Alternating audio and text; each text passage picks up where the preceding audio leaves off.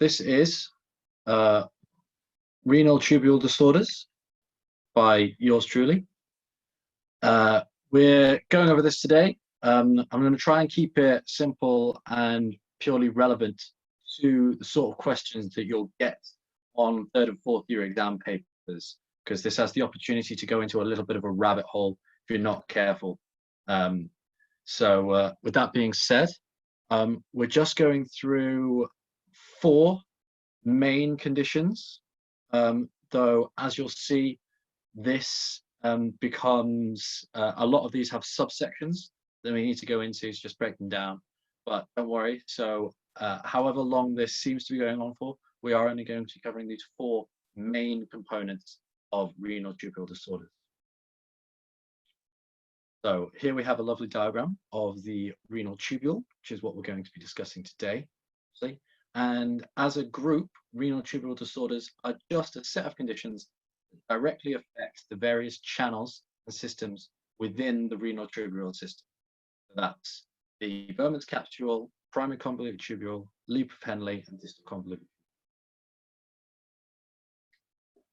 As with all things, they can be genetic or acquired, and generally they all present themselves as a derangement of fluid, electrolyte, or pH homeostasis within the body. One of those will be flung out of whack. Most obviously, with a few that we're going to be going over, is pH balance. So obviously the kidney does a lot of important roles in regards to maintaining the pH. So yeah, as I said, we're going to try and keep this relevant and focused. We're going to focus primarily on the more common genetic and acquired conditions, because you can go down a crazy rabbit hole with these. Very rare genetic conditions occur, but you're very unlikely to be asked anything about them on your examinations. So to start off with, FANCONI syndrome. So this is a little bit of a rarer one, but it's thrown around a lot, and there's a couple of different conditions called FANCONI syndrome / Fanconi's anemia. So I thought I'd get a bit of the confusion out of the way. All FANCONI syndrome is a general term to describe isolated dysfunction in the proximal convoluted tubule. All other parts of the nephron are typically working normally. It's just the proximal convoluted tubule. It itself can be inherited or acquired, and it can occur at any stage in life depending on the cause. As I said, there is another condition called Fanconi's anemia, but they're completely unrelated, so make sure you don't mix them up. I used to get them confused a lot, but Fanconi's anemia is specifically related to bone marrow cells and doesn't have anything to do with the kidney. Fanconi's syndrome is all to do with the proximal convoluted tubule. Okay. Inherited causes obviously present themselves at younger ages, usually, and they most commonly include a primary inherited condition, which is autosomal recessive, idiopathic causes, and then other things such as metabolic and storage conditions. So these are things such as cystinosis, which is an accumulation on the amino acid cysteine, galactosemia, which is the accumulation of the sugar galactose, glycogen storage disease, and fructose. All of these obviously end up getting filtered through your kidney. In conditions such as cystinosis, there's an overwhelming production in the amino acid cysteine, which gets filtered through the kidney and then causes damage and alterations in the reabsorption channels of the body. I focus on cystinosis because it's the most common cause in children, and it actually accounts for about 5% of all childhood renal cases. So that's failure, so renal failure cases, 5% of all of that, and that's according to the National Organization of Rare Diseases. Although it's most commonly seen in Caucasians, it has been noted in all ethnic populations. Other rarer causes of this include Wilson's disease and anything that you can think of where a lot of stuff that doesn't belong there ends up in the renal tubule, holding it up. So things like hemochromatosis, but they're much less common. So as I mentioned, it's acquired and most often caused by intrinsic renal diseases. So these include things like acute tubular necrosis and interstitial nephritis, both of which we will go over as I showed you in the learning objectives. These can cause Fanconi syndrome because essentially it causes direct damage to the renal tubule itself, which obviously then can have knock-on effects on the transport proteins and channels in the proximal convoluted tubule, leading to this dysfunction in Fanconi syndrome. Other systemic conditions that can cause this are, like I said, things that produce stuff that ends up in the tubule that shouldn't be there. So multiple myeloma, light chain proteins can end up there, Sjogren's syndrome, hyperparathyroidism, and amyloidosis can all cause Fanconi.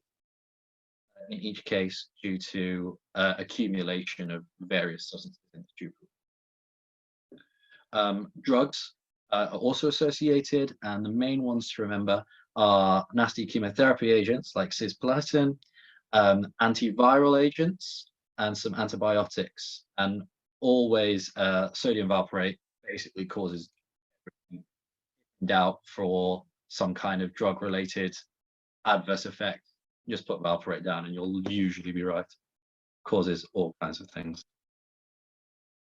So also a little bit of a fun fact, sniffing glue has been associated with Fanconi syndrome. So if that's ever a weird past med question, glue sniffing and Fanconi syndrome are related. So due to all of this damage to the proximal convoluted tubule, your kidneys effectively lose their ability to effectively reabsorb anything that's filtered into the Bowman's capsule, since the overwhelming majority of your reabsorption takes place in the PCT. So normally picked up because of large amounts of amino acid in the urine, glucose in the urine, phosphate in the urine, and then all of the associated nutrient deficiencies that ends up presenting itself as. So in children, this presents itself typically as rickets, because all of the calcium and phosphate that they take in, they're unable to reabsorb it from their kidneys, so it gets urinated out, and they're unable to create strong bones. And then in adults, the obvious comparative condition is osteomalacia. Hypokalemia and hyperchloremia also occur due to your body's attempts to stabilize your acid-base balance. But no matter how much it chucks out potassium ions, you end up with a metabolic acidosis as a result of all of the impaired reabsorption. So you would think that all of this failed reabsorption would lead to proteinuria, but no inflammation is technically taking place in Fanconi syndrome. So renal tubule leakage isn't really a factor. So the Bowman's capsule is still in absolute fine structural integrity. So proteins that you would normally expect in inflammatory conditions to get through can't get into the tubule. So sometimes it's present, but it's usually in only very small quantities because that Bowman capsule still has its structural integrity. So the presentation of an actual patient that would come in with Fanconi syndrome is typically a reflection of this sustained lack of reabsorption. So polyuria and polydipsia, due to obviously the inability to reabsorb salt, follows the salts, dehydration because of this polyuria, and urine dipstick test will be positive for all kinds of things such as the amino acids, glucose. Children most commonly will just present with this failure to thrive and bone deformities. Another partial effect Fanconi syndrome has is that a lot of your hydroxylation of vitamin D can be affected, because that takes place primarily within the proximal convoluted tubule before it's reabsorbed. So it's sort of a contributing factor, the idea of giving children rickets. So when you're treating this, as we'll get onto later, you must replace their vitamin D as well as their calcium. These are some examples of bone deformities that you would expect. You've got the classic bowing of the legs, but also on this child model, you can see very large protruding forehead. It's quite a classical sign that you'll see in young children, and then all kind of like kyphosis and depressed ribs. Yeah, for. So, as I said, management for a lot of these is mainly supportive. So, whatever the kidney is losing or not reabsorbing, give it back to the patient. So, in this case, replace all of their fluids, their vitamin D and electrolytes that they're using, and correct any metabolic acidosis, usually by using bicarbonate. And then, whatever the underlying cause is for that Fanconi syndrome, go in and treat that more specifically. So if it's Wilson's disease, give chelating agents. Myeloma, treat the myeloma with drugs, stop the drugs, etc. So that's Fanconi syndrome, sort of covered largely. Moving on to our next condition, this is renal tubular acidosis. And the clue to what it does is basically in the name. It's acidosis as a result of failure of the renal tubules. And it's divided into 4 types. So they aren't, confusingly, they're named in order of when they were discovered rather than where they affect within the renal tubule. So type 1 affects the convoluted tubule. And this is also known as primary or classical renal tubular acidosis. You would expect type 1 to affect the proximal, in my opinion, but obviously this was discovered first, so type 1 affects the distal convoluted tubule.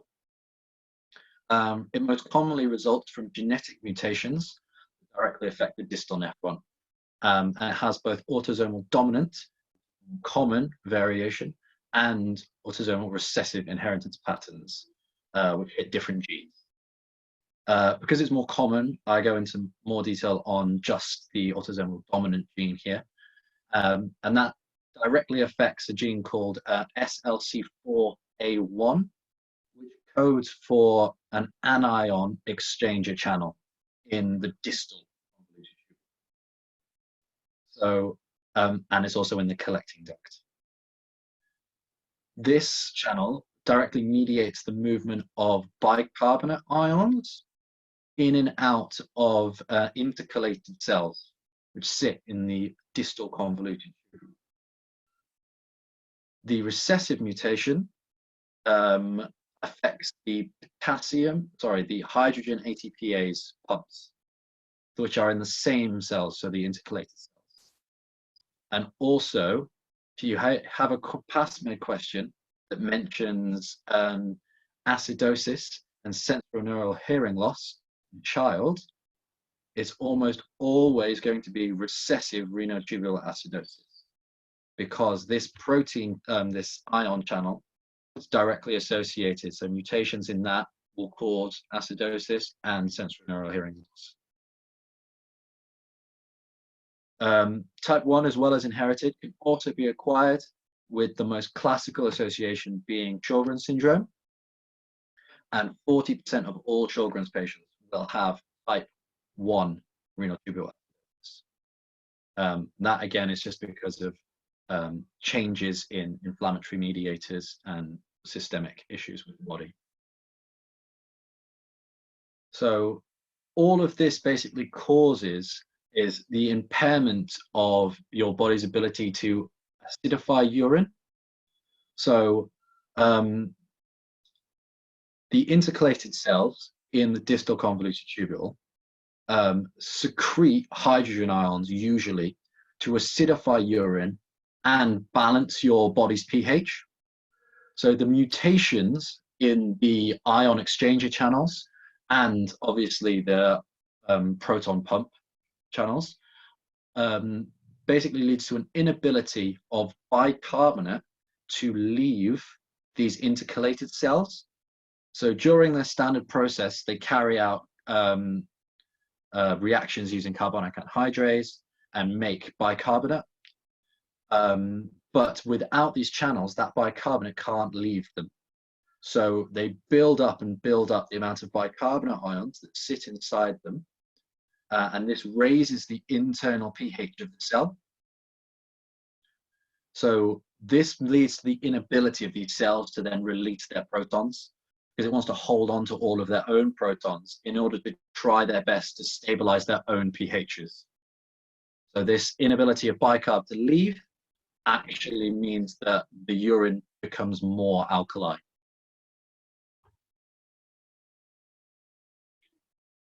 So that's type 1. Type 2 is the same condition, but it affects the proximal convoluted tubule. So it's most commonly associated with Fanconi syndrome, which is why I did it first, because we've already gone over it mostly, and hyperparathyroidism. So it also arises independently, again, due to mutations of the bicarbonate co-transporter in the proximal. So this transporter basically transfers bicarbonate filtered into the tubule back into the peritubular capillary.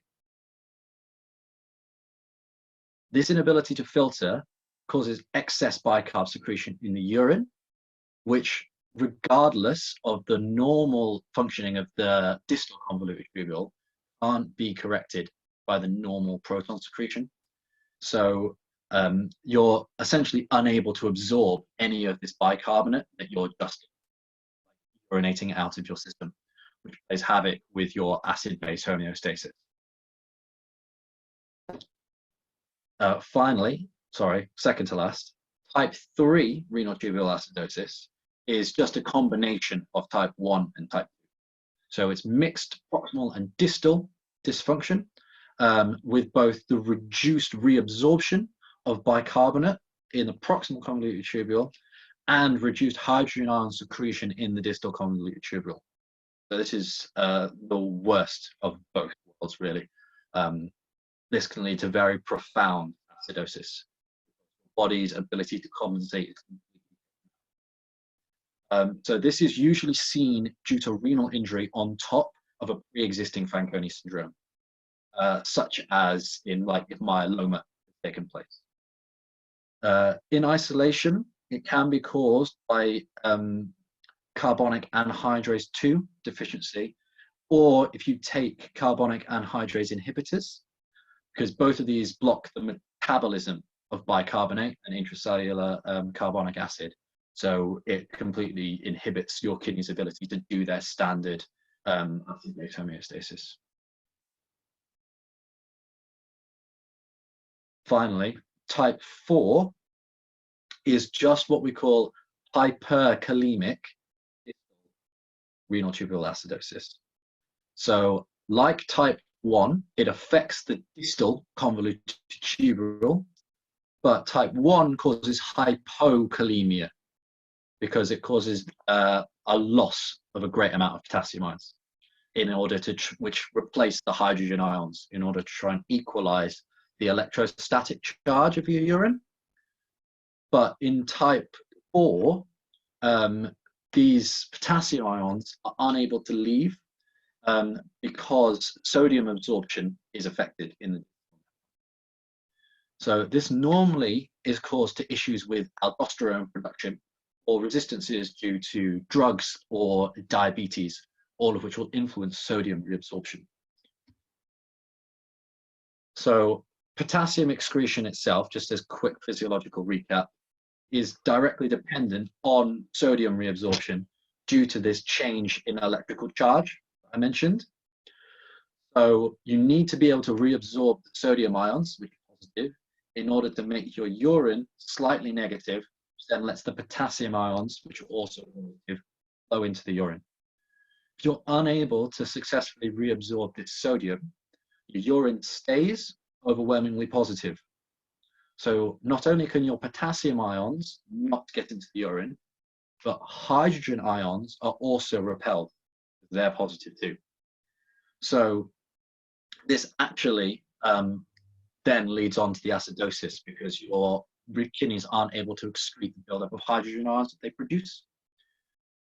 So this hyperkalemia in the long term also adds to this and causes to decrease production of ammonium and urea.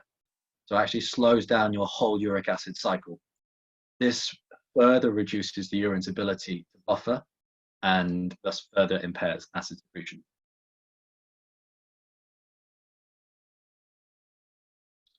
This is primarily associated with adrenal insufficiency and diabetes. It's all to do with mainly your aldosterone sensitivity and the impact that has on. So that's a lot. So those are all 4 types of renal tubular acidosis.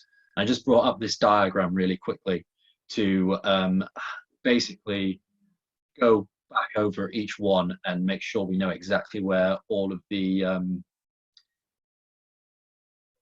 how do I say types are affecting. So see if I can get the chat up. If there's any questions at this point, please let me know. Everybody happy so far?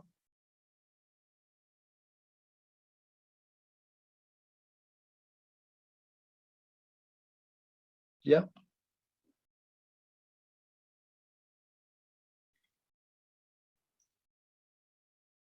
Okay. I'll take the silence as a yes. That's all right. So going back over it, you can see that in this diagram, type 1 renal tubular acidosis affects here at the distal convoluted tubule,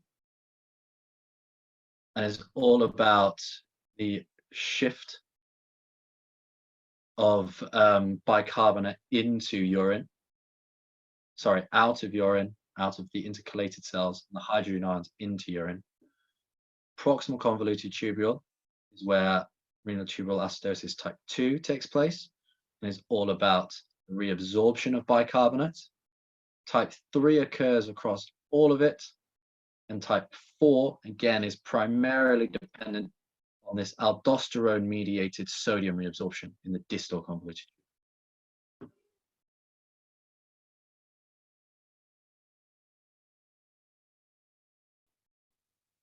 So this will present itself regardless of what type it actually is, based on impaired acid-base homeostasis.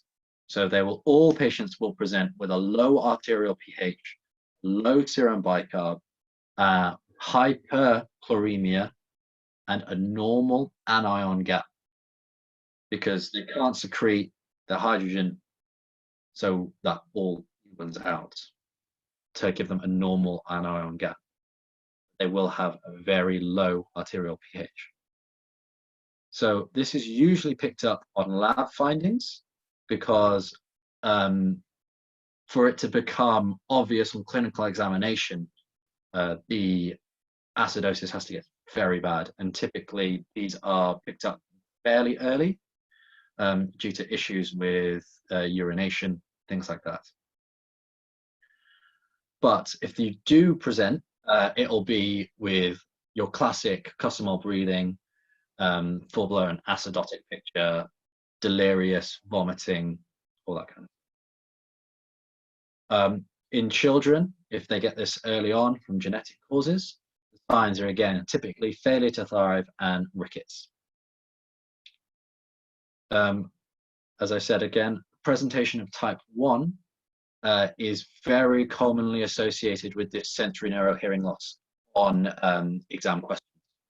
So if you see an exam question with acidosis and sensory neural hearing loss, it's type 1 renal tubular acidosis.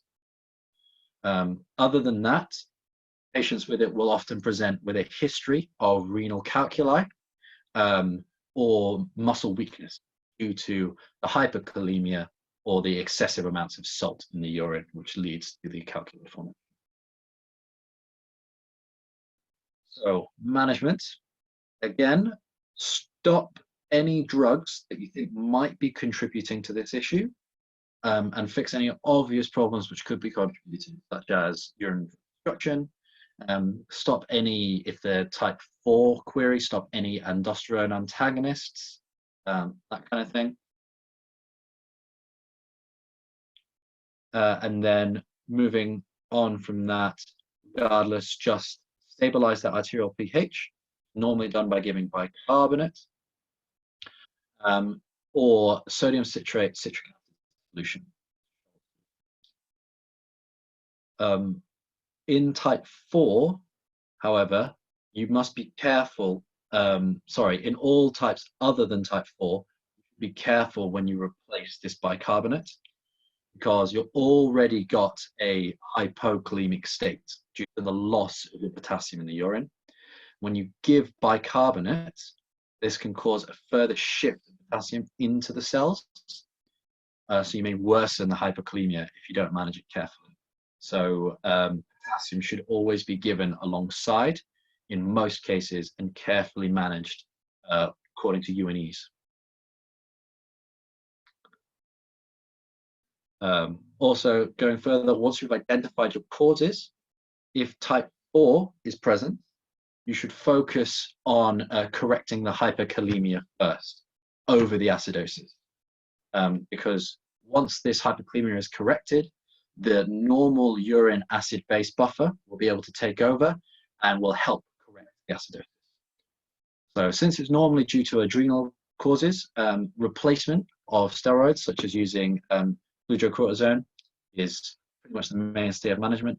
But if it's due to aldosterone unresponsiveness, then it should be given furosemide or another loop diuretic maintained on a liberal salt diet in order to try and increase those sodium levels and get that exchange going. Right, so just get the chat up again if I can see it now. Renal calculi and nephrolithiasis, nephrocalculosis. That's again stones, but within the nephron itself. So renal calculi refers to big stones within the renal pelvis and ureters, and nephrocalcula, if I can say it, calcinosis is stone formation within the actual nephron. So these are much smaller, but occur because you've got thousands of nephrons. So if you get it on a high level, it will have the same effect.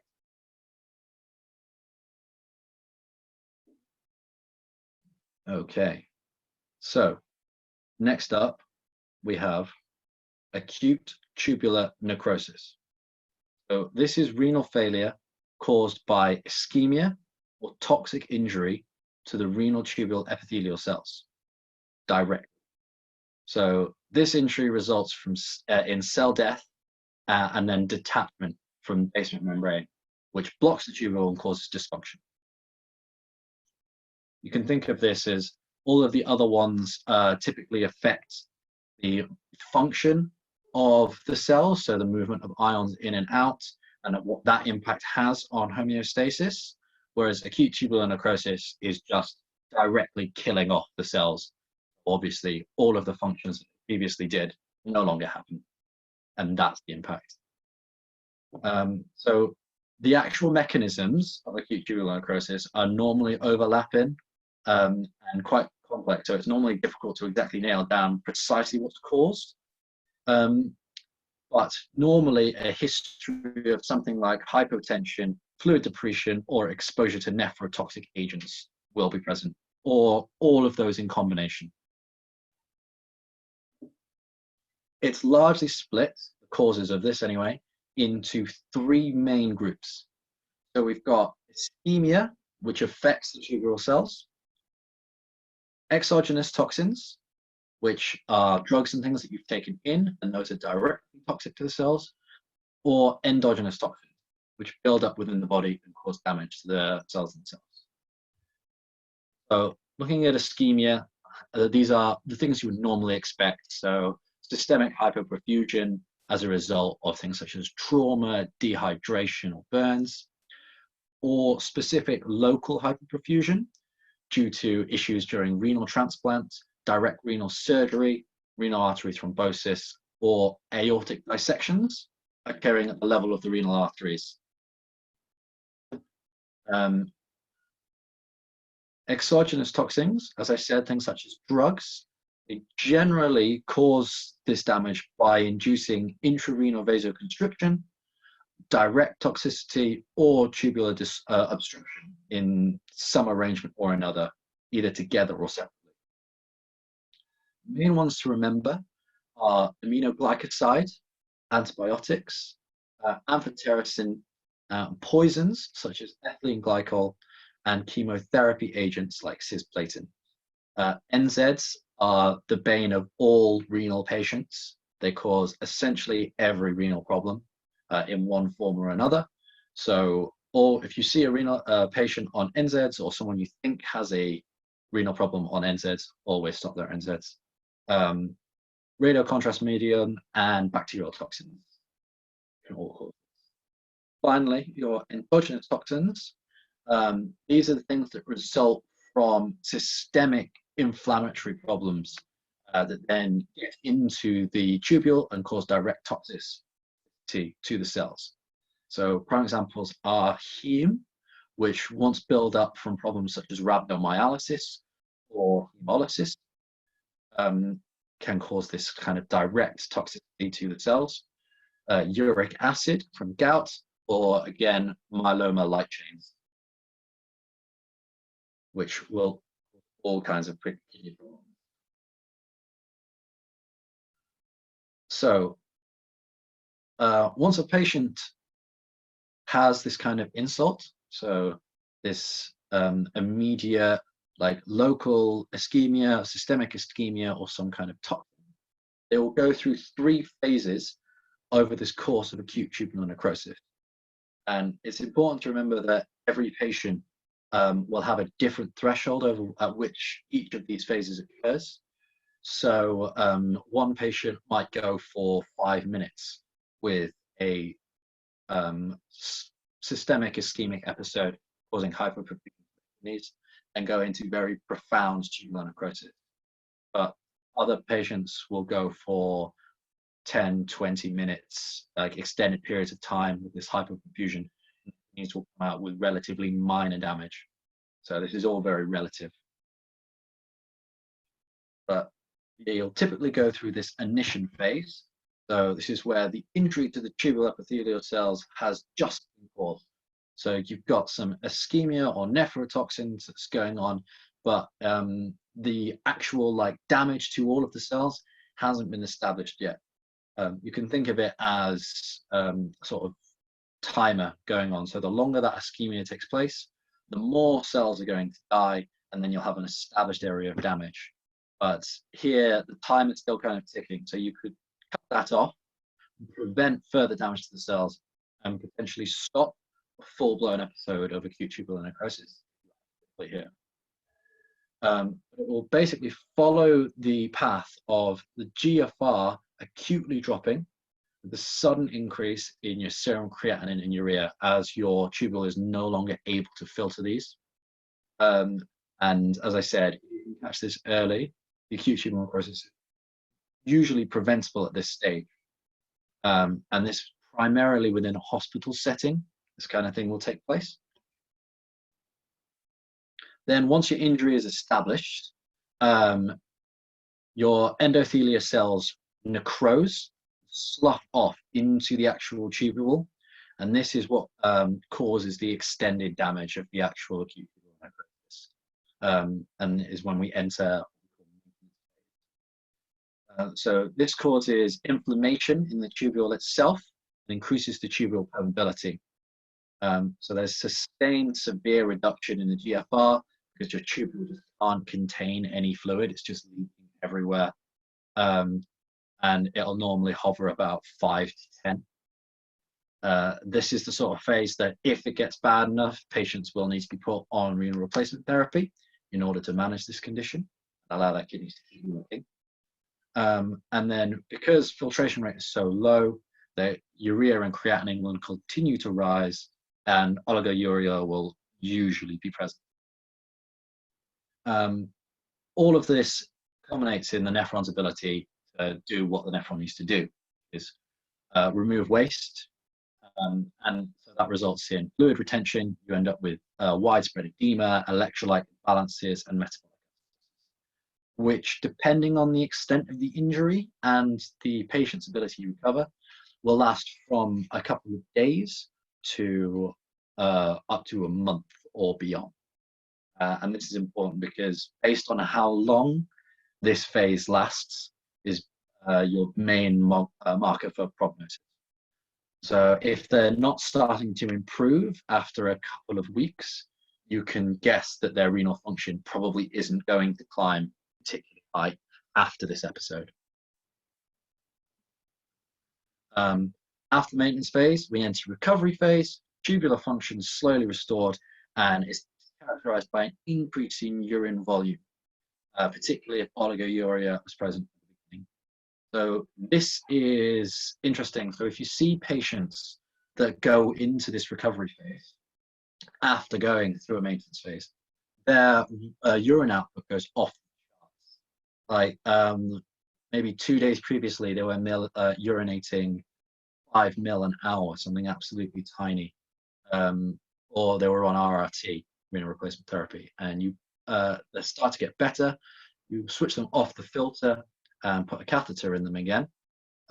You'll see their urine output can go up to like 1 liter in an hour, and it'll just be beautiful, clear urine, because the tubules don't yet have the ability to concentrate that urine again. They're only just recovering, so we just push all of the fluid that they get all the way out.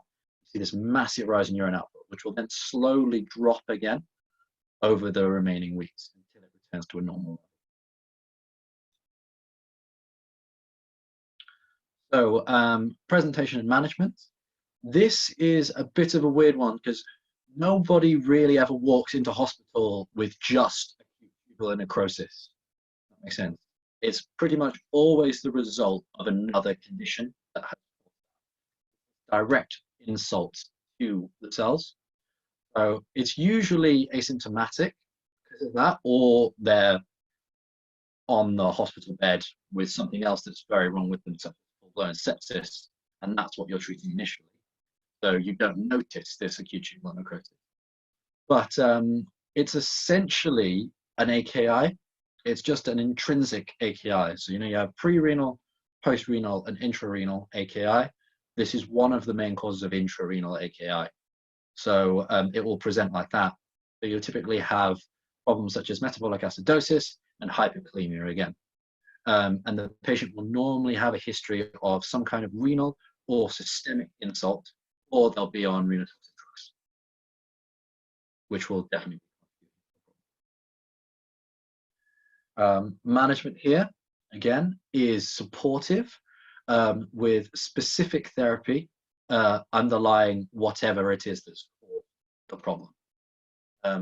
So obviously support them, correct their electrolyte abnormalities, and then if you find that they have a raging sepsis, which has been causing this problem, or they've got a renal artery thrombosis, you want that, and that will.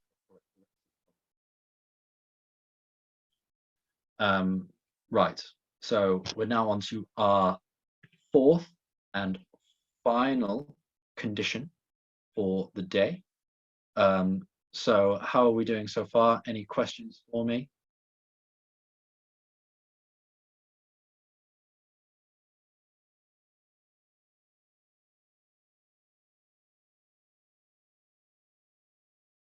Right, so these are pretty much exclusively diagnosed off laboratory findings, ABGs, UNEs. The few ones there where like uncertainties occurs, you can confirm with renal biopsy, but it's normally only useful for the condition we're about to talk about, which is acute interstitial nephritis. Because otherwise, once you've corrected the imbalances, you can't actually specifically treat the conditions. You have to let the body heal itself from that point of view. So the renal tubular cells will eventually replenish.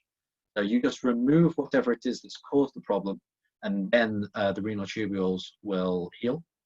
But yeah, most of the time, you'll just pick this up off laboratory findings like the UNEs, FBCs, and ABGs are your mainstays of diagnosis for this. Yeah, precisely. So if, for example, you found metabolic acidosis and hyperkalemia on an ABG and a UNE, and you're looking at this patient, and you're like, oh, do they have a renal tubular acidosis or an interstitial nephritis? You look at them and you'd be like, okay, so what else are they on? Are they on any drugs that could be causing this? And if they're on 4 different types of antibiotics, you're like, oh, this is more likely acute nephritis. Or you dipstick their urine, and if you find that their urine is really high in bicarbonate, you can confidently say that this is a renal tubular acidosis. Does that make sense?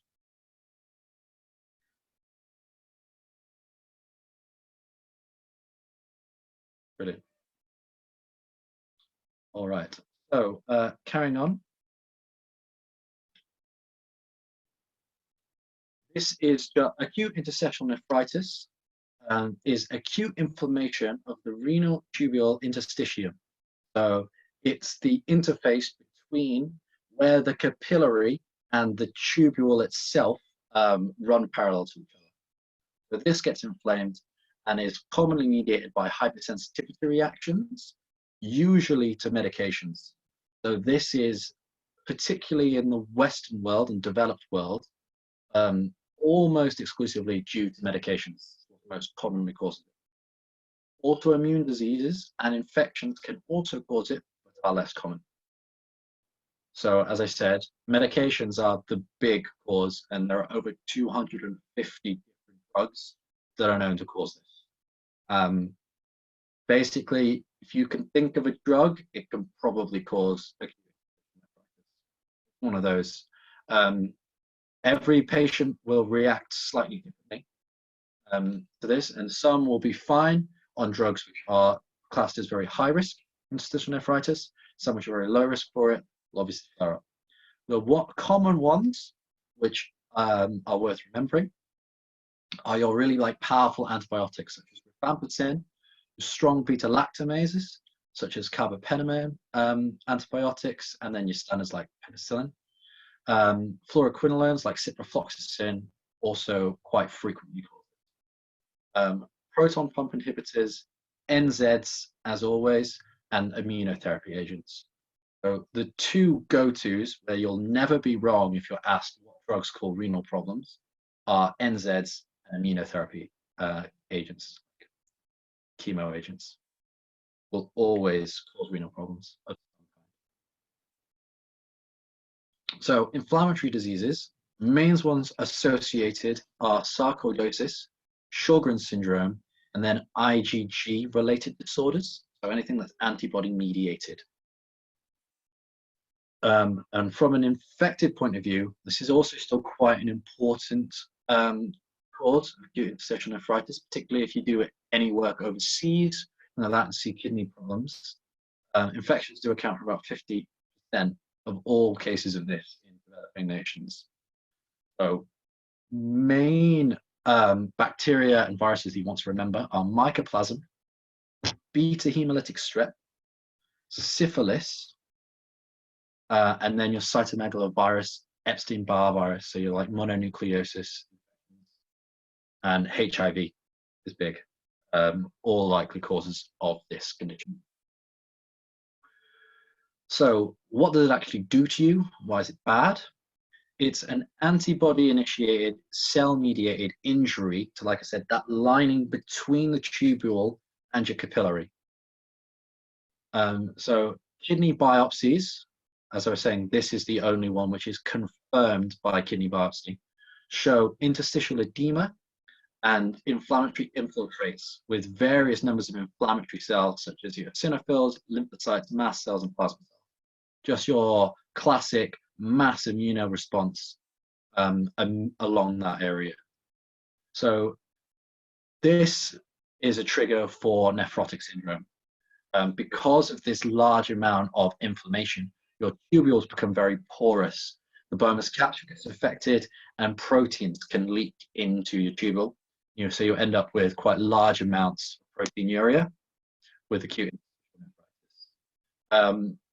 When you biopsy this and have a look, as you would for something like a glomerulonephritis, you'll get patterns of this nephrotic syndrome similar to usually minimal change disease. So likely not going to see a lot, but membranous nephropathy have also been reported. So to clarify, those are both types of glomerulonephritis.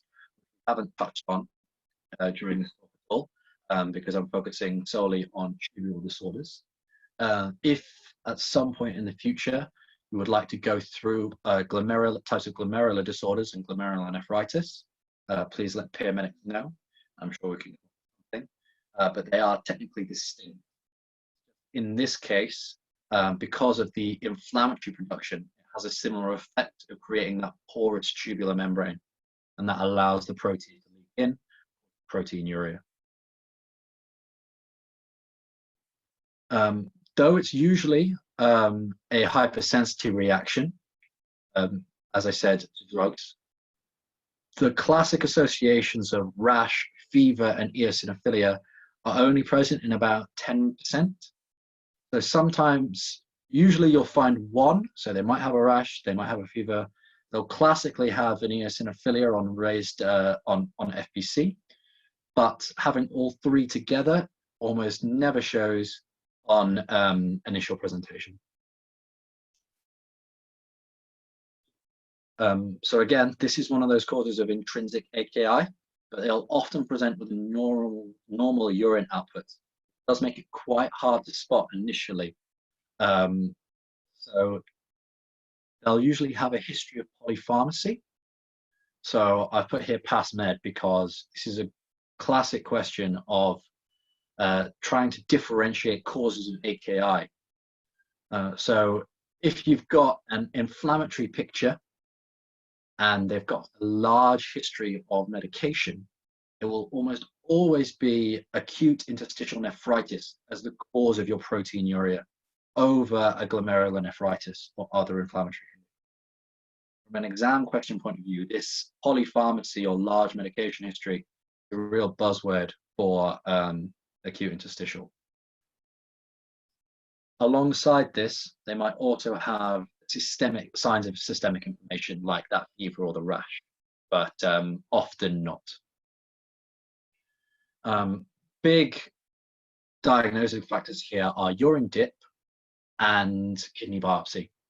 So urine dip will show sterile pyuria, and on MSU, white blood cell casts are almost pathognomonic of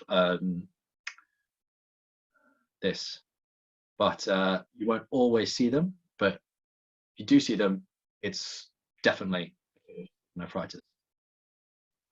Urine microscopy can also reveal granular casts and the actual renal tubule epithelial cells have basically broken down in the inflammation and end up in the urine.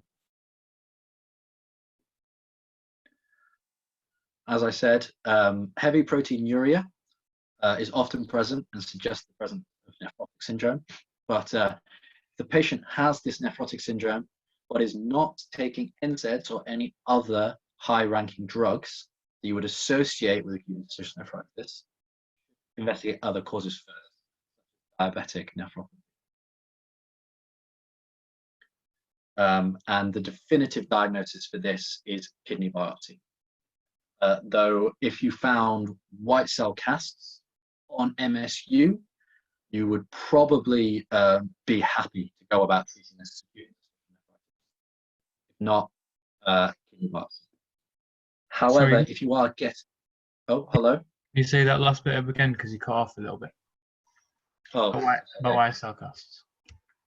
Yeah, so as I said, this is definitively diagnosed by kidney biopsy, but if you find white blood cell casts on MSU, so urine microscopy, you could go about treating this as acute interstitial nephritis without a kidney biopsy, because as I said, it's much pathognomonic, and you wouldn't want to put your patient through a kidney biopsy if you didn't have to. So management of this is actually quite specialized. If your first port of call is just stop any drugs, think causing it, and treat any infections that might be causing it. If that doesn't work, this really needs referral to a specialist centre, because talking about playing with a lot of immunotherapies in order to handle it. Stopping drugs such as NSAIDs and antibiotics, which cause this, almost always is successful though. This has a very good prognosis if found early. Supportive care is the primary standpoint as well as usual. So correct any electrolyte abnormalities, replace any albumin that's been lost. Your daily urine needs to continually check the urine pump. Once your acute interstitial nephritis is confirmed, be that with kidney biopsy or white cell casts, give about a month's worth of steroids, usually prednisolone, a low dose, has been shown to help speed the recovery process from this.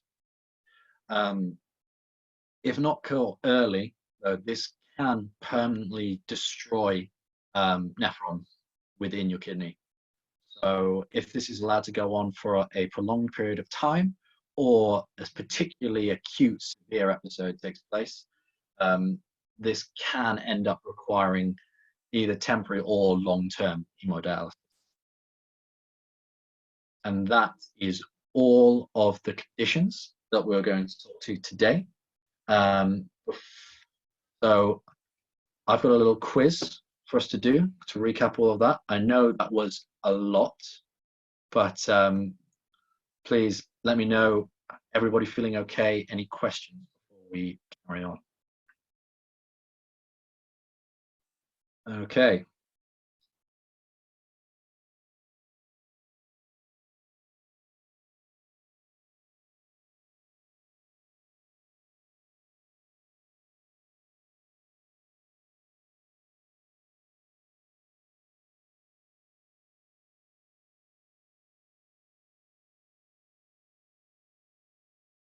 Good work, everybody.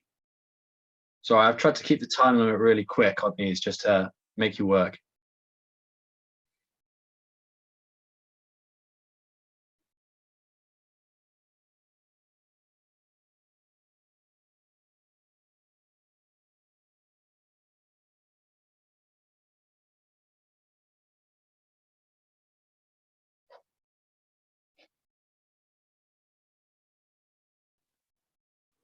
So yeah, well done. Wide proportion of you got that. Proximal convoluted tubule is affected by Fanconi syndrome. Distal convoluted tubule is type 1.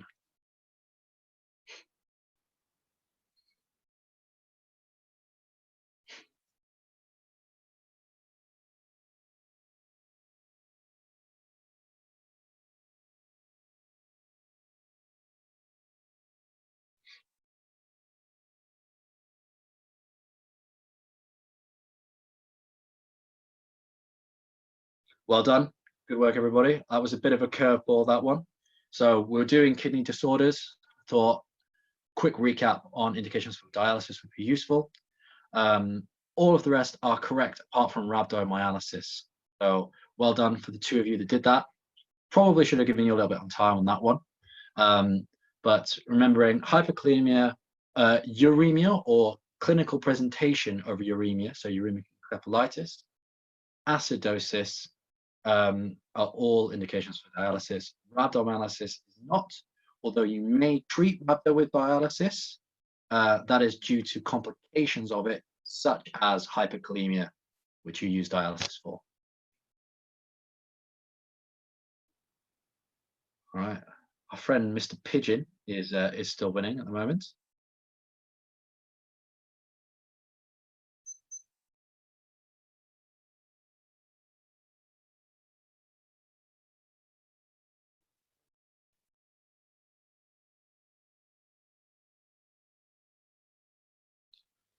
Ooh. So this is a very mean one from me. Though acute tubular necrosis can be caused by drugs, it's primarily caused by aminoglycoside antibiotics.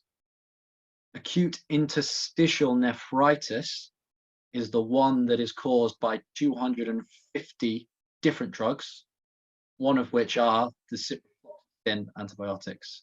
So ciprofloxacin causes acute interstitial nephritis, not tubular necrosis. Good effort.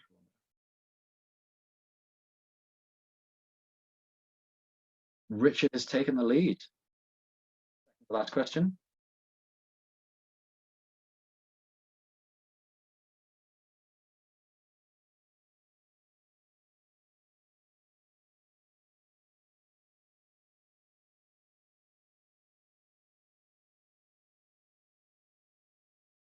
Bad luck on that one. I was a bit mean here.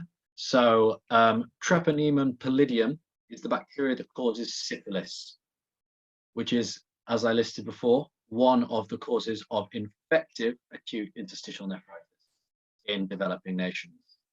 The other three, Bordetella pertussis is whooping cough, doesn't cause acute interstitial nephritis. Staph aureus is a good guess, but it's beta hemolytic strep. So streptococcus causes acute interstitial nephritis, and HIV is technically correct, but it's a virus, not a bacteria. So sorry for being mean there. But HIV does cause interstitial nephritis, but it's a virus. Last question now.